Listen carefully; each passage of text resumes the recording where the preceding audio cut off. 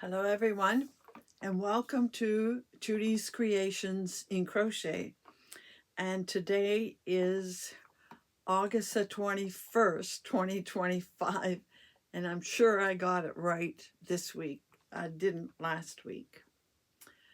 Welcome to my channel. I am coming to you from Chatham, Ontario, which is the southwestern tip of Ontario and Canada. And my channel is all about crochet, obviously. I like to show the things I am working on, the things I have completed, if there are any. And I like to talk a fair bit about yarn. Particularly, I will be talking about hand-dyed yarn. There are many other corners of the YouTube streets where you can learn about the, I guess I call them big box store yarns, mostly acrylic type yarns. I like to focus on hand-dyed yarns. Ever since I discovered them and fell in love with them, I like to purchase them and I like to tell you more about them. And today we will be looking at the properties of a couple of yarns a little later. So if this interests you, please stay around. I hope that you will subscribe if you aren't already subscribed to my channel. And for sure, I would love if you would comment down below. I love reading your comments, hearing what you have to say, and I respond to every single comment that I get. I particularly enjoy this yarny community, I guess we'll call it. I do have knitters that follow me as well. And I hope that you all feel welcome here. I certainly appreciate your presence and your support of my channel. And next month will be a big month here on the channel, as I will be celebrating 4 years of being on YouTube next month, as well as my birthday.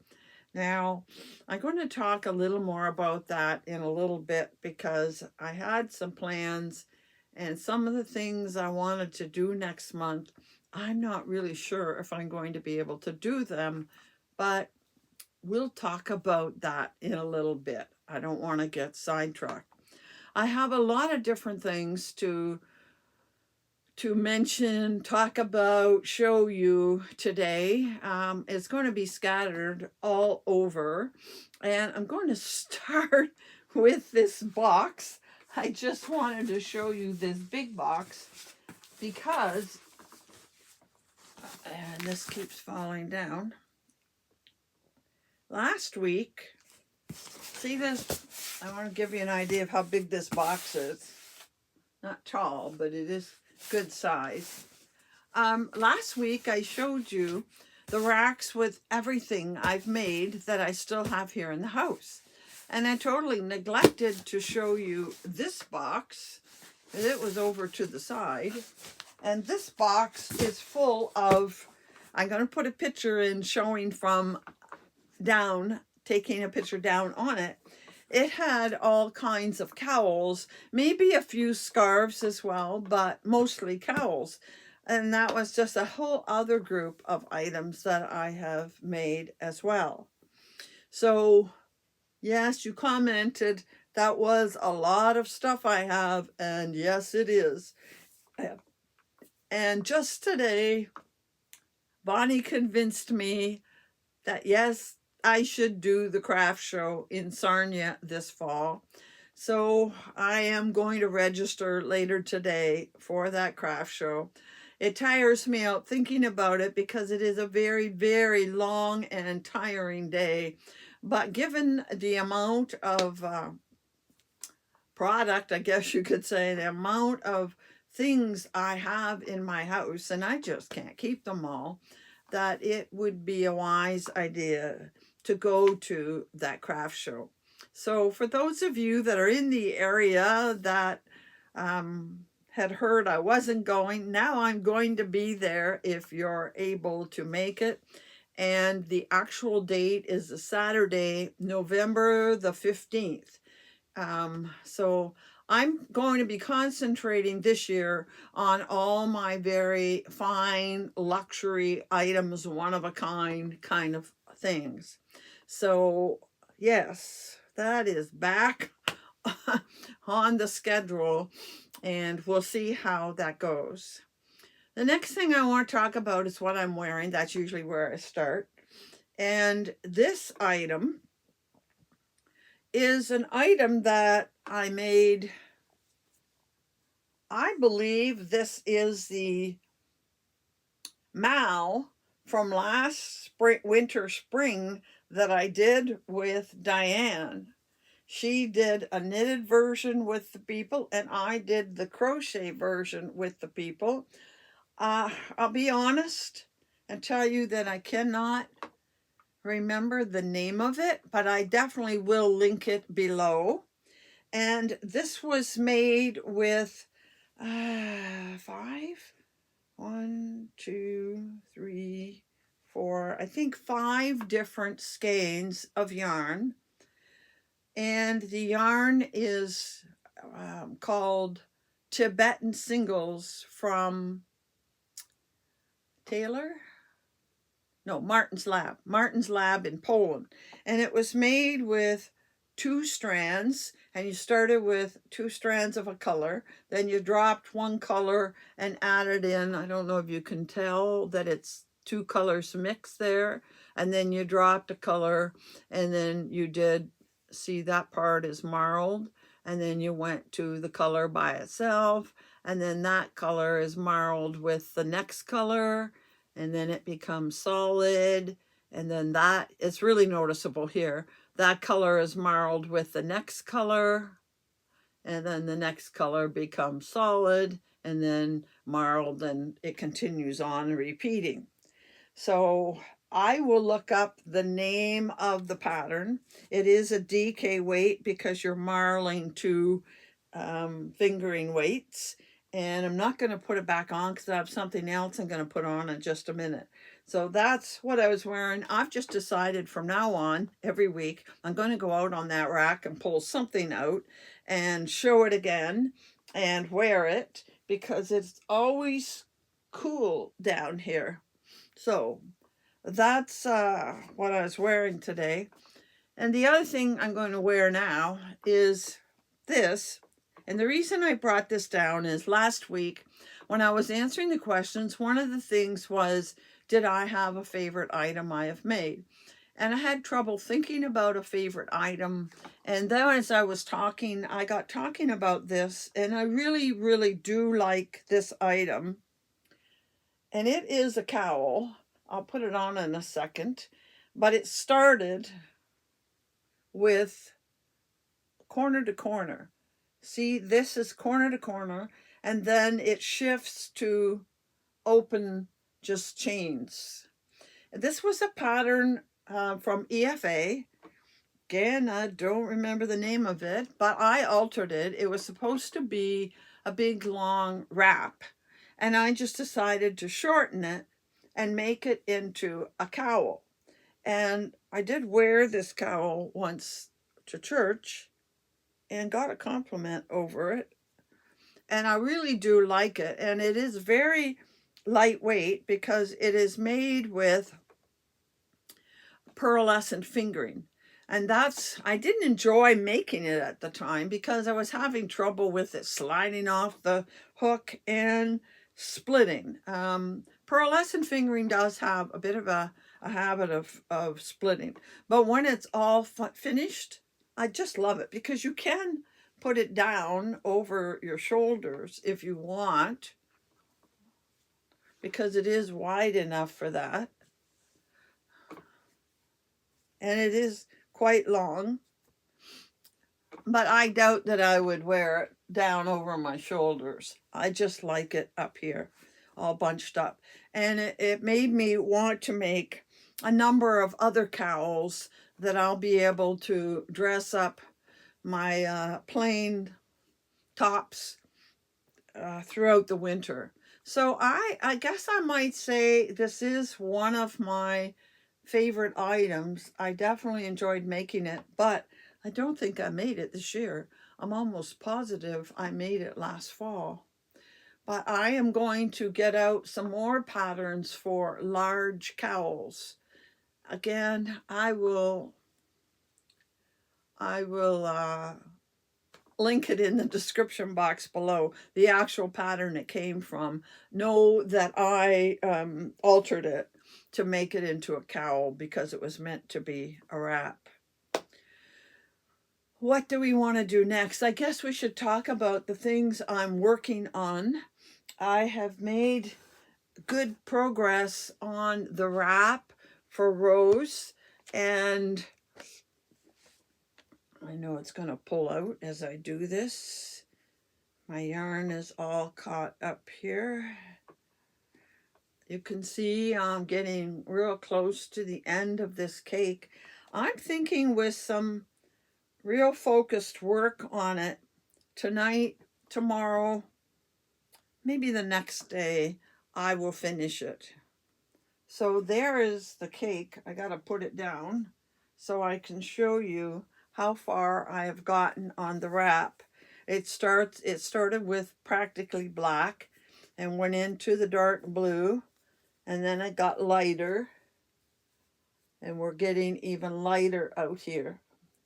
So it is a decent length, and all the way along I've been a little worried that maybe I made it a little wider than I should have. Maybe I should have made it maybe only that wide, which would give me more on the length. It's hard to tell what this length is going to be. I don't have a measuring tape close by. If I did, I'm pretty sure there isn't one in here. No, I don't have a measuring tape right here, so I'd have to go across the room to get one. I don't feel like getting up and going. I could measure it. Oh, just a minute. There's one right there. Hang on.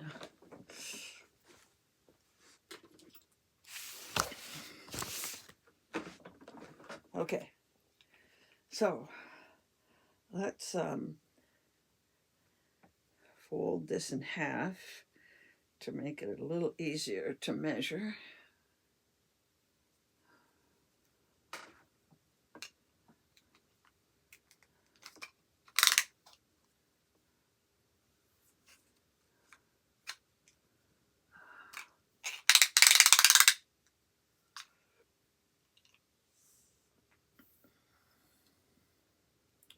Okay, this is measuring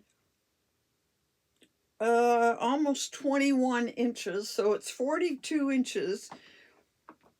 And if I could get another 18 inches, I would be happy. And I'm thinking I just might be able to get another 18 inches and make it 60 inches. 60 inches isn't a real big wrap, but it doesn't have to be really big. But I'd like it minimum 60 inches. So quite possibly it will be big enough, because there's no way I'm starting all over again and redoing it, especially when you hear my other story. So this is going to be done before next week. For sure, I want to have this finished by the end, before the end of the week. Then when I finish that, what's the other thing I want to work on? I have a scarf that I started in the summer. It was going to be the scarf for the cow that Cathy and I are doing. And by the way, I hope that you're making progress. I haven't heard any more concerns about it. And some people have gotten their pictures to Cathy. Yes, the picture goes to Cathy. And we are going to be having a live, and by the time you see this video, I will have posted the thumbnail for the live that you can go and get notified. And that live is going to be on Sunday, September the 14th at 1 p.m. Eastern Standard Time. So I finished the cowl version, and I'm working on the blanket version, and I'm going to talk about that in just a moment.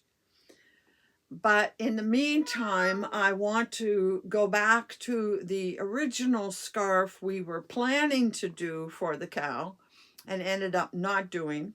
And I am partway through, I think I showed you before, and I want to finish it up. My goal in the next couple of weeks is to finish up a whole lot of odds and ends that are sitting here that really needed to be done now and not next year kind of thing. So I will go and finish that scarf. It's really pretty. I love the colors. So I will hopefully,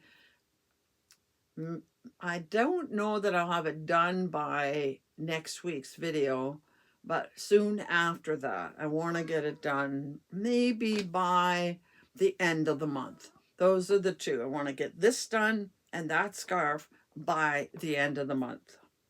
The other thing I'm working on is the blanket version for our cow. And I showed it to you last week, and I made quite a bit of headway.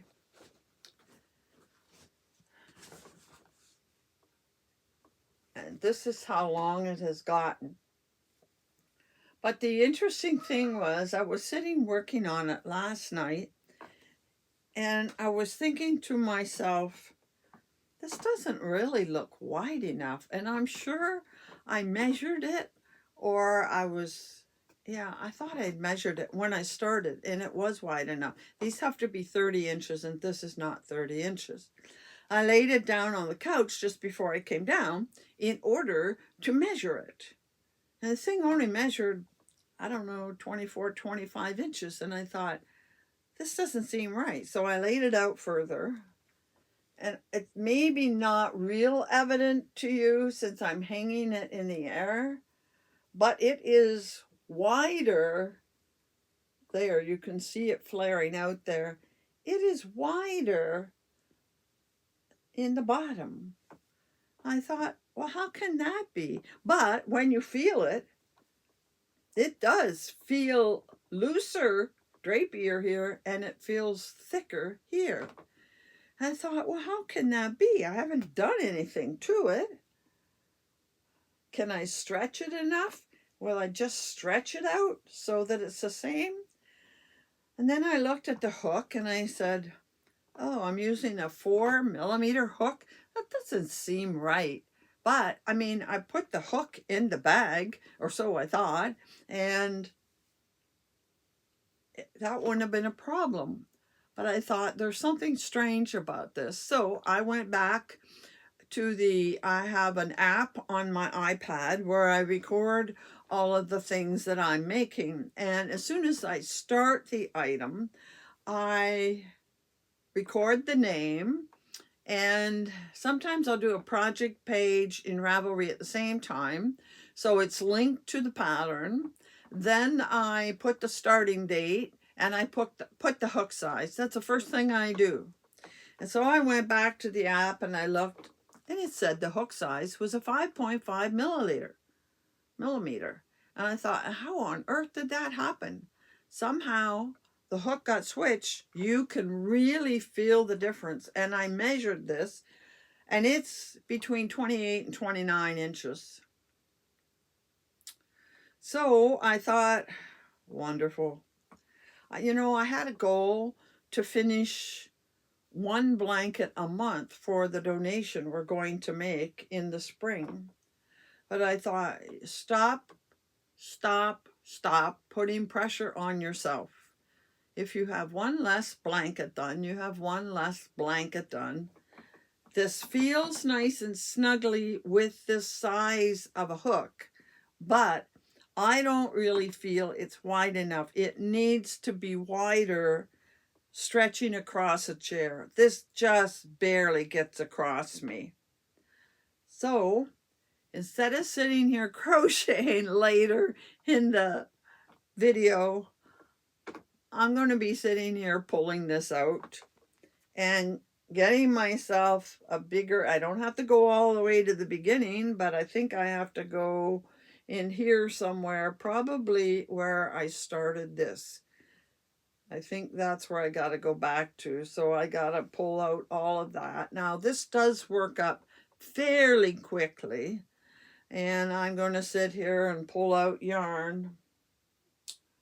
Yeah, how fun. But anyway, that's what I'm going to have to do. So it won't get done before the end of the month. It may take a week or two into September to finish it. We don't have a Monday on Labor Day weekend, so that's one less Monday that we go, but I'll just work on it one day here at home. And maybe I'll get caught up. But you know what? If I don't get caught up, if I'm half a month behind, it doesn't really matter in the grand scheme of things.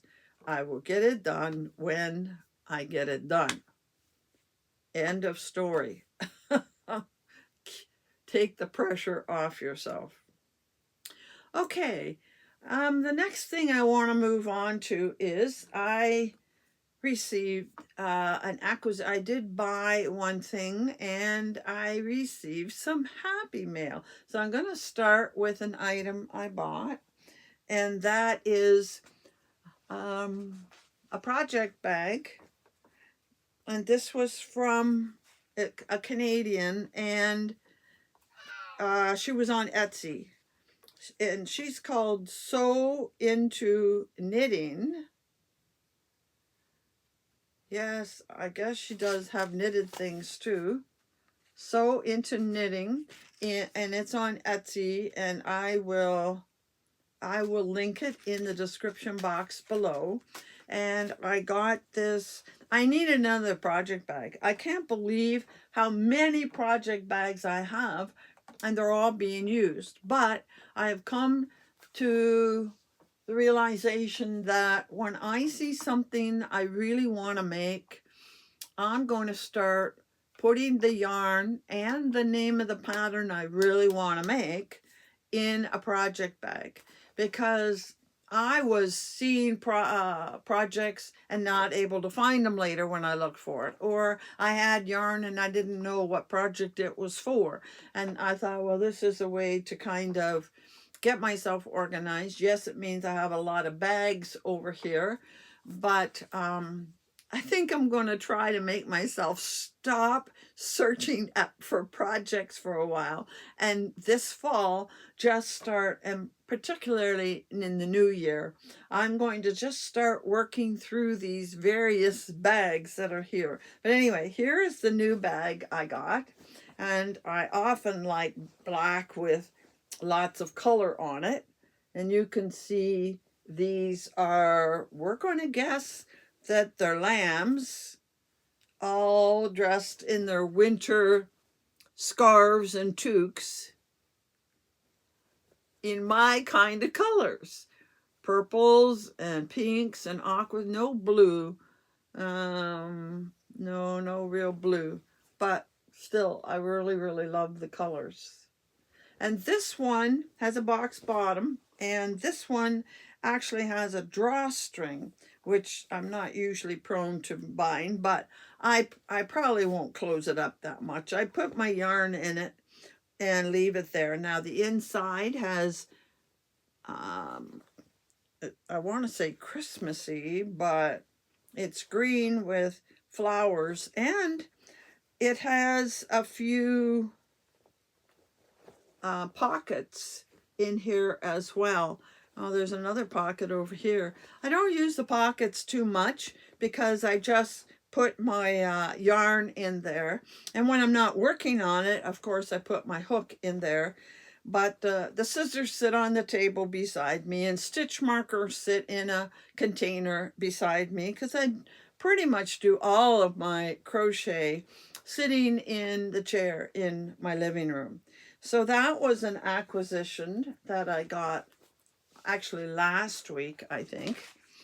And it came with a few of those light bulb markers. Then today I got some Happy Mail in the mail, and I wasn't sure if I should open it or not.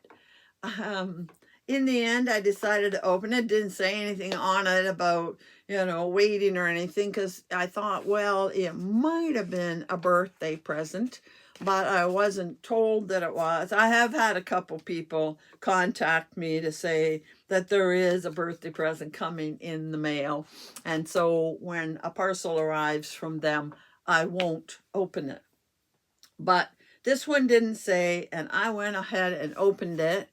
And it was from Tammy, who lives very close by outside of Chatham. And she is I showed you a picture of her, Cathy, and I last week.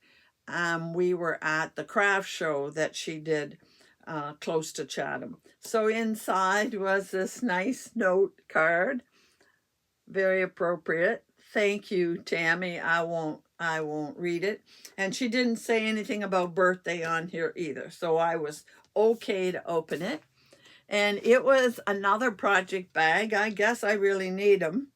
And this is the business card of the person who is a friend of Tammy's that makes these. You can see she is on Etsy, and I will link this in the description box below. I have a lot I have to remember to put in the description box below. And again, very appropriate. See all the kitties? Oh, we have a little mouse too. So there are the kitties and a few mice, each with a little flower or bouquet. And the inside matches. And again, it does. This one is a little wider than that last one. And again, it has a box bottom. I really appreciate them when you want to set them on the floor. They sit up a little better. A nice color at the bottom. And again, oh, it smells nice. And again, it has a drawstring. But I don't take any of them anywhere except my blanket. And my blanket is in this bag that I got from Cindy. Says Puerto Rico on it. I'm pretty Costa Rica, right? And that one is a good wide one to carry on her wheelchair. But the rest I keep at home, and I just have them to keep projects in, and then I can carry them upstairs to work on. So thank you so much, Tammy. She said she sent it just because, and I really do appreciate the thought. That was very, very sweet of you, and I so appreciate your support of my channel. Thank you very much. So now we'll put that aside, out of the way. I got to put all of these things upstairs when I go, so I put it in my notes. All right, the next thing I want to do, just let me get a sip here.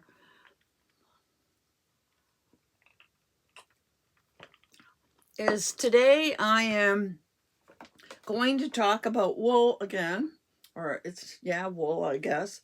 I want to talk about the fibers. I've mentioned it a few times in the past, and I decided that today I wanted to talk about camel and yak.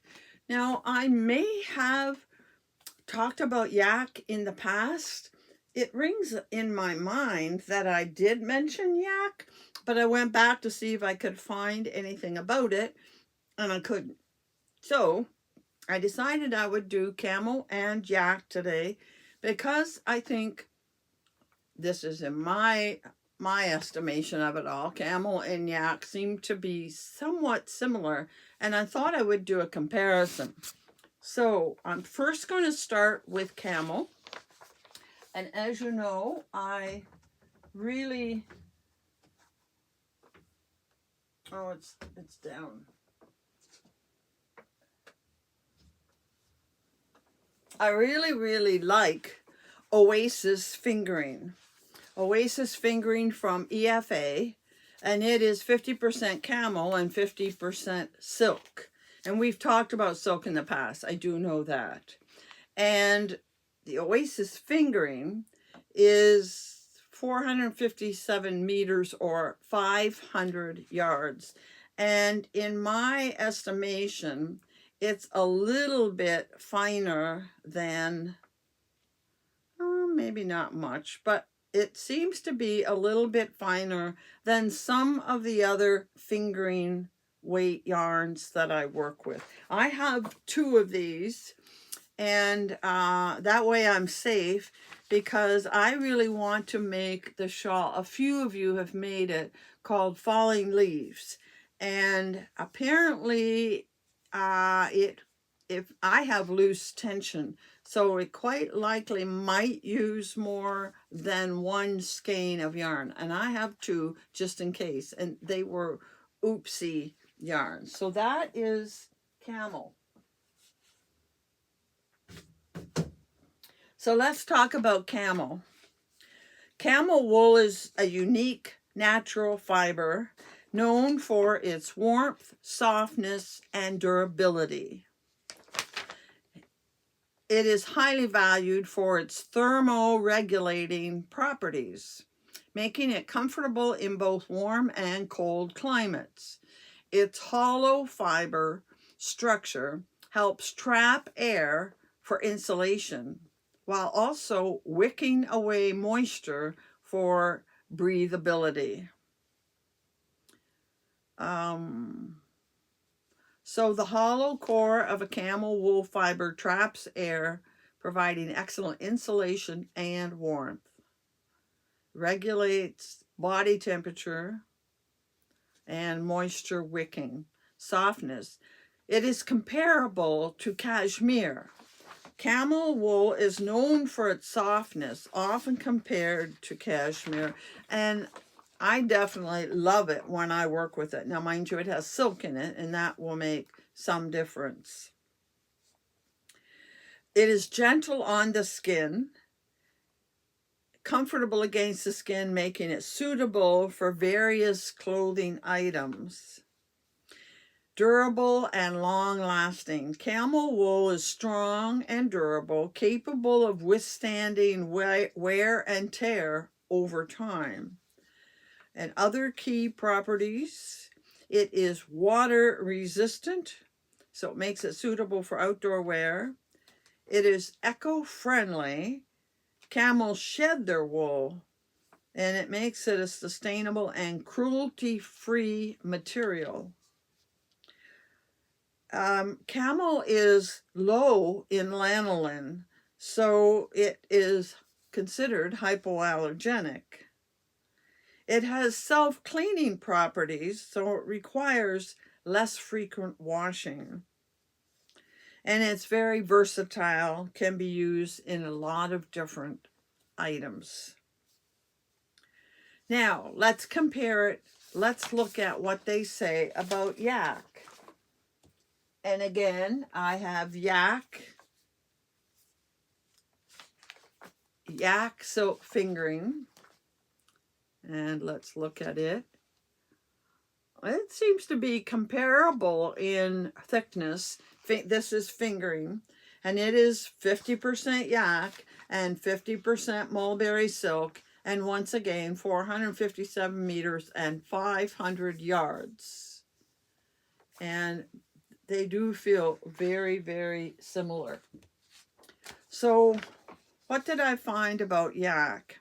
One of the main characteristics of yak wool is the fact that it shares a similar feel to cashmere. It is truly soft type of wool, which makes it very comfortable to wear against the skin. This is mainly because yak wool is finer than other types of wool and tends to be processed gently.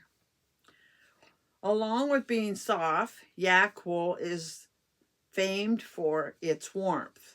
This kind of wool is highly insulating, which means it traps body heat and keeps you cozy in the coldest weather.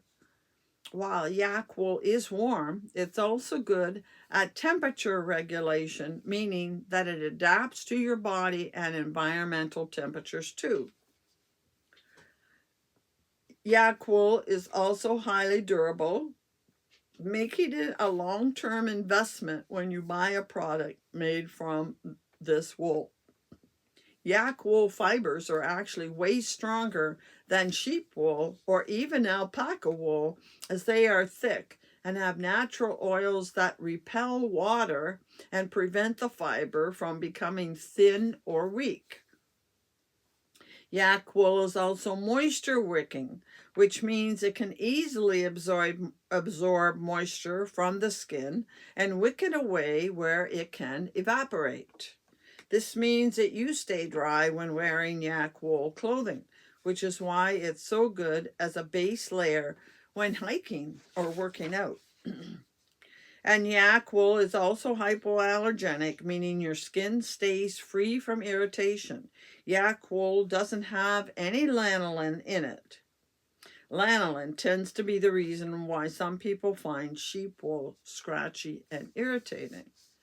So I almost know without reading this, but I did look up a comparison of the two. Camel wool and yak wool are both fine, warm fibers, okay? And we heard a lot of the same things about both of them.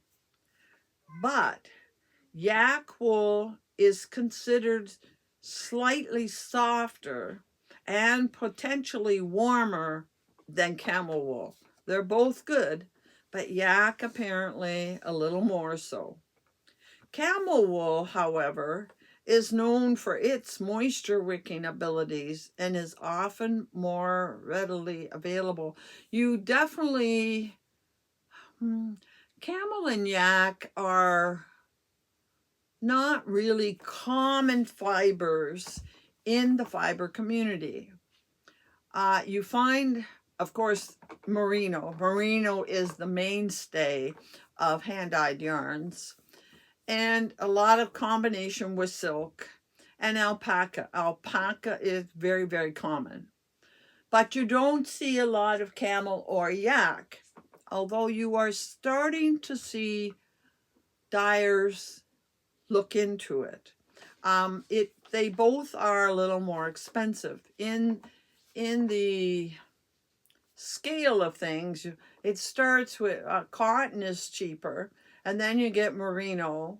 Then next at about the same level is silk and alpaca and even cashmere are about the same price level. I'm judging by what I have bought and by buying it through EFA, because their 100-gram skeins have close to the same amount. Camel and yak have a little bit more in the skein of the 100 grams, but I'm judging the price, their scale, to give me an idea. So you get a little more than merino. You get, pure silk is more, but next level up is cashmere and alpaca. They're pretty close to the same. Next level up is oasis fingering, which is the camel. And then up a little bit more is the yak fingering. So yes, it is more money. According to them, you're getting a better quality. So let's read the rest of the comparison. Here's a more detailed comparison. Warmth. Yak wool is considered very warm, with sources suggesting it's better at retaining heat than even cashmere. Camel is also very warm with a dense fiber structure that provides good insulation. Softness. Yak is often described as being similar to cashmere in feel, and some find it softer than camel. But camel wool can be soft, but some find it a little less soft than yak. So I guess yak is the softest, camel next. Breathability and moisture wicking. Yak is known for breathability, and it's making it suitable for a wider range of temperatures. Camel, though, is excellent at absorbing moisture due to its hollow fiber structure, which helps regulate temperature and keep you dry. So they both have a slightly different property there. Durability and care. Yak wool, durable, easily to care for, often requiring less frequent washing, where camel, durable, resistant to pilling, and some self-cleaning properties. So you're going to have a hard time deciding which of these is the preferred one. And some other factors, yak wool might be more difficult to find and in its pure form, and sometimes it's blended with other fibers. Almost all of these are blended. And camel, more readily available and can be spun in various spinning systems, although it's rare that you find it.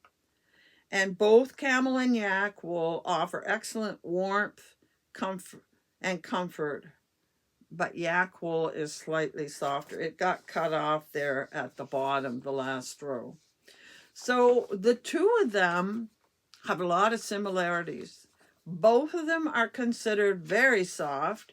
Both of them are considered very warm, keep you warm, but also temperature regulating. Both have moisture wicking properties. They both are as soft as cashmere, and both considered very, very fine fibers to work with. Slight differences in the two. So there you have it about camel and yak. Very, very nice fibers. I really like them both. I don't have a lot of yak. It is more expensive. I do have a fair bit of oasis, and I'm going to get busy at using them very soon, using them more than I have been. All right. Now, I did have a couple other things. I was going to continue on with the questions, but just before I do, I lost track of, you know how I quite regularly pull names and send a gift. I like to try maybe once a month to send a gift. And I don't talk about doing draws, and I don't want to put those words out there. I don't want people to come online and watch and make a comment because they know there is a draw, I guess you could say. I don't consider it a draw. I consider it a gift from me to you. And I like to share my yarn with you. And so about once a month, I like to give a gift. And I drew a name last night, and I can put it on the screen in just a moment. But what I realize is there's always something I forget. I forgot to bring the skein of yarn with me. And it is a skein of hand-dyed yarn. So it's just going to be a surprise. There, that's that. I can get the skein afterwards and wrap it and send it. And here is the winner. Across the screen, I'm going to put it. Congratulations, Judy Townsend. And I think there are some numbers after that. I can't remember. I'm not looking at the picture right now. And I do have your address, Judy, so I will get it in the mail to you before the end of the week. But please do say something that I'm aware that you know that you are going to receive this parcel from me. Now, I want to talk about that for a moment. I don't want to chatter on a long time today, but I want to talk about, now, Judy is in Ontario, so there is no problem with sending it to her. And I did talk about wanting to show you the yarn that I destashed over the summer and put it up for sale. And I also wanted to show you all the items I've made, like the one I had on today, and sell some of those to you. Well, there seems to be a wrinkle in all of this, and I'm going to the post office when I mail Judy's yarn, and I'm going to ask for more specific information. But up to this point, even with all of the hoopla and threats about tariffs, it didn't really affect me or most of the yarn industry, because the tariffs were on sales of over $800. And how often do you get things that are like any of us? We aren't ordering over $800 at any one time. And so I really didn't worry about it. I could continue on doing what I was doing. But your esteemed leader has decided that he's dropping that restriction or that cutoff of $800.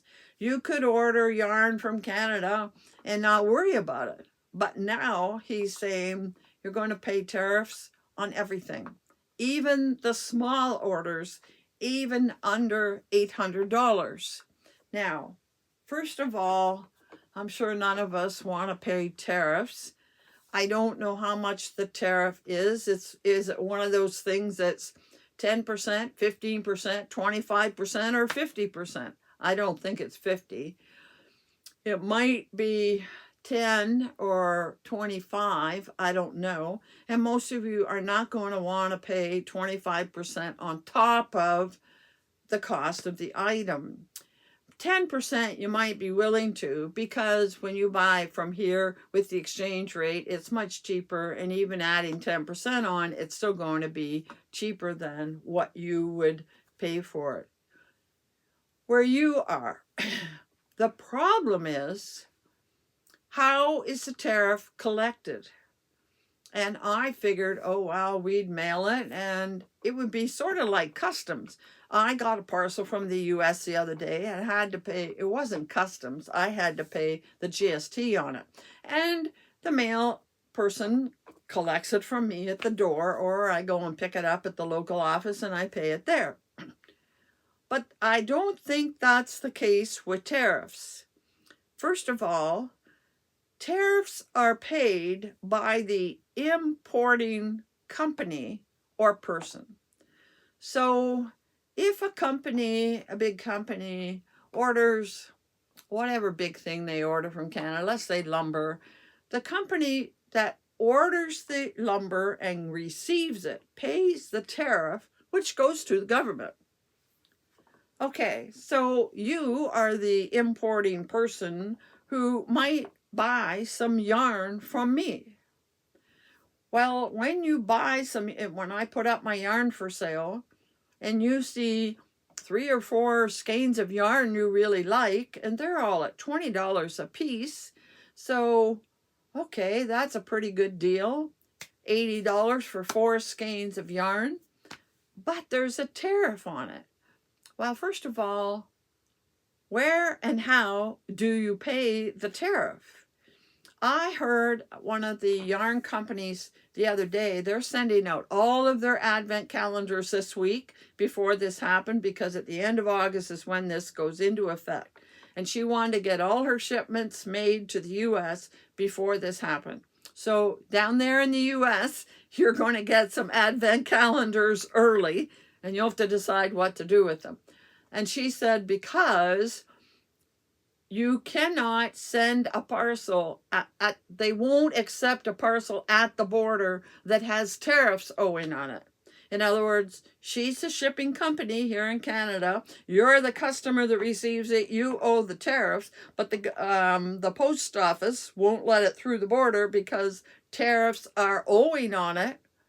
And I guess the problem is, who, how, where do you pay the tariffs? So let's say Jane Doe owes tariffs on this package. How does she pay it? And who does she pay it to? Well, she can't pay it to the post office. It's not owed to the post office. It's owed to the Canadian government. How do you give it to the Canadian government?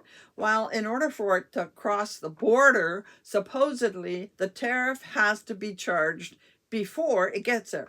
Okay, so I could say, all right, I'll figure out what the cost of the tariff is. It is a percentage. Well, I can work out a percentage of the cost of the item. And I can say to Jane Doe, who's ordering the yarn from me, oh, this $80 of yarn has another, let's say 10%. So you got to pay another $8 on the cost. So you pay me the $8 when you pay for the yarn and the shipping. Sounds fine, right? But what do I do with the $8? The government doesn't want me to get it. The government wants it. So how do we go about that? We all got to set up some kind of accounts with the government and then see that it gets to them bit by bit by bit. I order, somebody orders yarn this week. Somebody orders one of my items that I made the next week. And I'm nickel and diming all of this and giving it to government. I don't know. I have to do some inquiry about that. And here's one last thing. What do I do about the gifts I send? Because my birthday is next month. And as you know, I like to give some gifts during my birthday month. Can I send a gift to one of my loyal followers? Put on there, it's a gift and nobody owes anything? Or do they want to collect tariffs on gifts? I have yet to figure that out. And you really don't want to pay a tariff on a gift you're getting. So it means that things are really going to change from what I had planned. I am going to the post office and seeing if they can clue me in on what do I do about this. And I'll know better next week, I hope, to be able to tell you what I'm going to do about selling my yarn and selling my handmade items. I mean, if that's the problem, I can't set up Etsy. I can't set up Instagram to sell my things like I talked about. I can't even set up a website because it's open to everybody. I would have to do it on Facebook Marketplace, and you don't sell a lot there. So, you know what? We're all up very confused about what is allowed and how things are going to go. And you know what? They might put this on and find that it's such a problem, such a hassle, that they change their mind. Everybody there in the U.S., send a letter to your, I don't know, your senator, your governor, your somebody in power in the White House and tell them, this is ridiculous. Tariffs are ridiculous. But this nickel and dime thing, charging for under $800, I don't know. I don't know what they think they're going to accomplish with doing this. But for right now, it means everything is up in the air. I don't know if I'm going to be able to sell things, or I'll put them up for sale and my Canadian followers will have the option to buy them because, I said one in, one out. That yarn has to go. If I can't put it up on my YouTube video for sale, I didn't accomplish anything by clearing it out. It's just going to sit there. So I may have to put some restrictions on, or some of you that maybe live close to the border. I know when we used to buy from the U.S., people that live close to the border would get a postal box on the other side. But you know what? I don't think that'll work very well because they're watching the border so closely now. They tell me that the lines at the border crossings here in Ontario, we have a couple in our area, Windsor and Sarnia, are very close, and they say the trucks are backed up to the town that's half an hour away from the border because they're spending so much time searching every single vehicle and searching it thoroughly. So it takes forever to get through the border. I don't know. I'm not going near a border. I'm not crossing one. Yeah, keep away from it. So anyway, folks, that's a problem I'm faced with in the next little while, and any other Canadian companies and any other Canadian video YouTube people that we're giving gifts. We're going to have to change the way we do things. Now, I can easily give gifts through Ravelry. That's fine.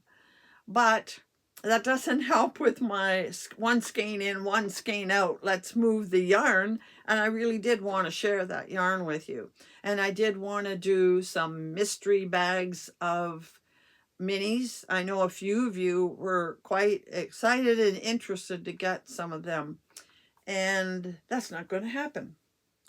So anyway, enough of my ranting. I've taken enough of your time today that I don't even really I have still some questions, and there aren't that many. So next week, I guess we'll finish off the questions, and that'll be the end of the month. Isn't that sad? The summer's gone. I feel like we only just started.